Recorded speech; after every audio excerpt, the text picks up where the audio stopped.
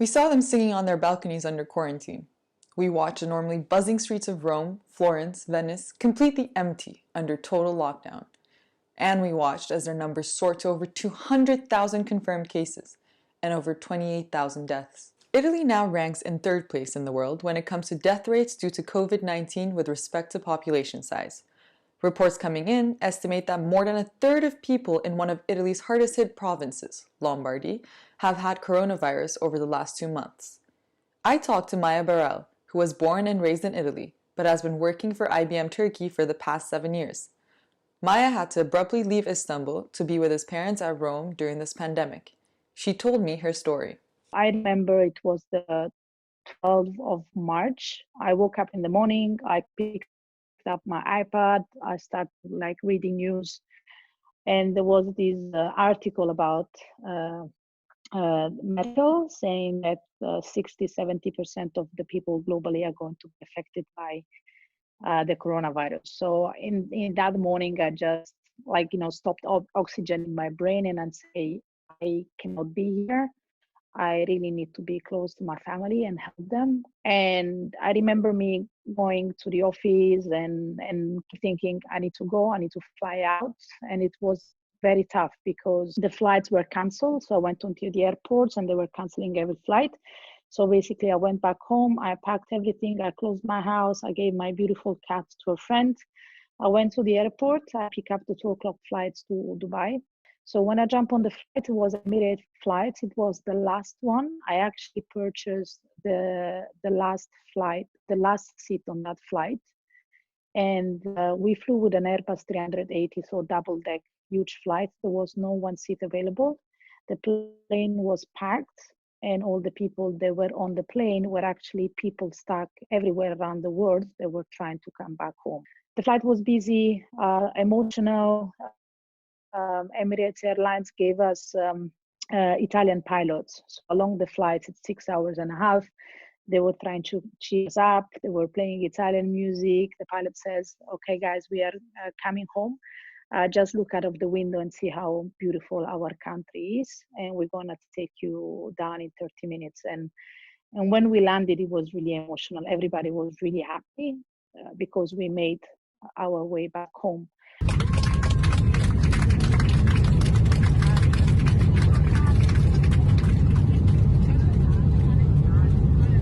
First, it was mandatory self-quarantine for 2.5 weeks in a small apartment in the center of Rome. The apartment only had a bed and a bathroom, and food was brought to Maja twice a day by officials. Food is here. Yeah. Wow. Thank you. But the bigger challenge presented itself when Maja wanted to move in with her parents after quarantine. Maja is an Italian national, but a current resident in Turkey. They told me that actually I'm not allowed to be with my family because I'm not resident in Italy. So I should stay in my own residence country. And I had to basically tell them that I was taking full responsibility of me being in Italy without permission. And they also told me that because I'm not living and registered to live with my family, actually I'm not belonging to this family legally. So they told me go, but if someone stops you, then you might have a problem. So I had to write a big certification. I called a taxi, so there were still taxi going at the time, and I came back home. And for 1 week, 10 days, I really paid attention. So I stayed in this room. I didn't eat with my parents. I had my own toilet and bathroom, and I really had no communication with them. Finally, let's say after 6 weeks I was in Italy, I actually managed to, have lunch and dinner with my mom and dad. So that was really nice. After hearing her personal story, we started talking about what makes the Italian case unique. Maja thinks that Italy was the first European country to serve as an example of how bad things can get. So they didn't have a designated path to follow. Maja says that a major problem in the way the world took on the challenges of this global pandemic was how states tried to act independently rather than together. Maja says she is still not seeing this collaboration to this day. She feels as if everyone is trying to do something on their own. I think that when the problem started months back, there should have been like a global strategy. I don't think that countries can make their own decision. I mean, they can execute the decisions and can localize the decisions, but I also think that someone should have heard the health organization, and we should have, stopped people from going out and taking precautions at the very beginning. So big lesson learned from everyone. Maja says there has been great support from many countries, but not so much from the European community. So that's also something that maybe European community could have done better, and maybe when they didn't have the problem yet, try to take some people in, or maybe send machines help them. Even Turkey a couple of weeks ago sent a lot of stuff to Italy, China, Russia.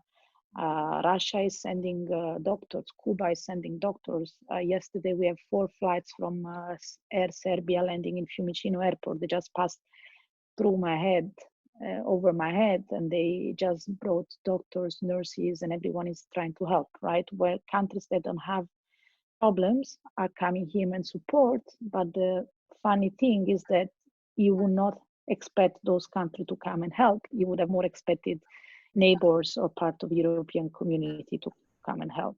Why was that? Was it politics or something else?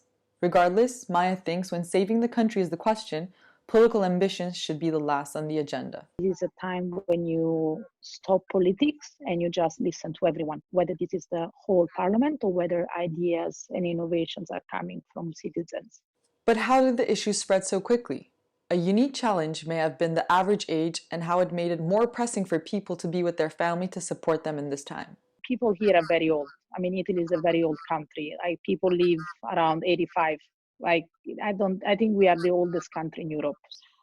When they closed the north of Italy, so imagine 9 o'clock, the government saying from midnight today, no one can move, and we are in curfew. No one, if there is a lockdown, anyone can go anywhere.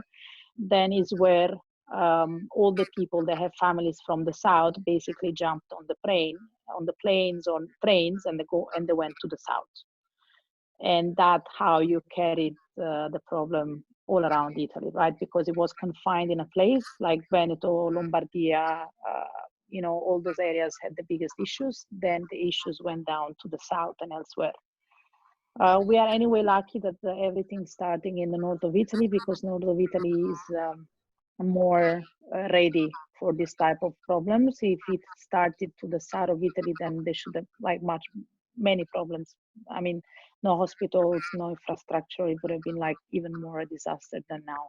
Then we jumped into the Italian healthcare system, which Maja argues should have given Italy a comparative advantage. Italy healthcare system is very good, and it's open and available and free to every citizen, even when you are living here or you're visiting this country. So why the issue is because no one were expecting such a problem, so we were not ready for that. And who came to the aid of the healthcare system?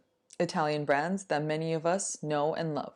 Owners of big brands in Italy, I don't know, Armani, Ferrari, Versace, big family really donated millions of euros to the country. And so you see hospitals popping up in 2 weeks. You see companies changing their business. Like now, Armani is doing covers for is doing masks. I mean, companies really converting their business and trying to get everything needed to support the health system. A unique challenge is Italy's preoccupation with local and family-run businesses.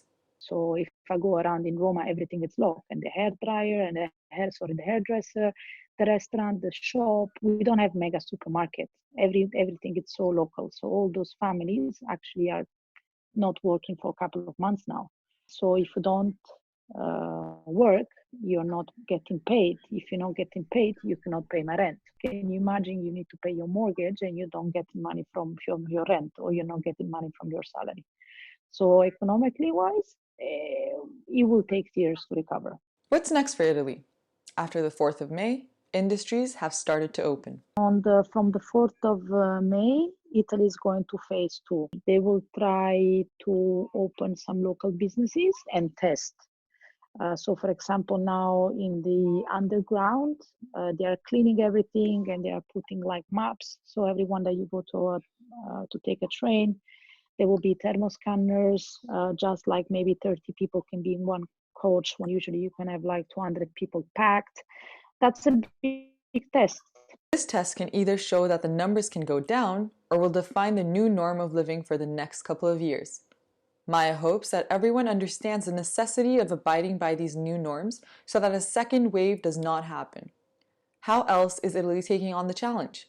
A major way is open and transparent communication. Italian newspaper like the news, the TV, the radio are doing a mass communication over this problem. So there is a lot of awareness. I mean, you hear the same story from the economic point of view, from the social point of view, from a personal point of view, and you can really empathize with the situation. So I think in the last 2 months, everyone really understood that this is serious. So I think people will behave. Maja thinks this has changed the behavior of the Italian people. I see people queuing up for 3 hours now. No one is complaining. Everyone is going out with gloves and masks. Everyone understands that this is something that we can, recover together. And the more that we stick with rules, the quicker it's going to be. This makes way for touching stories in the midst of all this uncertainty and darkness. When I was staying in the center of Rome, in my isolation, I was living in this small apartment in the very, very center, in the tiny streets of Rome, like almost pedestrian area with all these old buildings close to each other. And I saw how people stick together. Like every day at 6 o'clock, we were coming out to our balconies. We were talking with the neighbors. We were singing. I celebrated birthdays from balconies.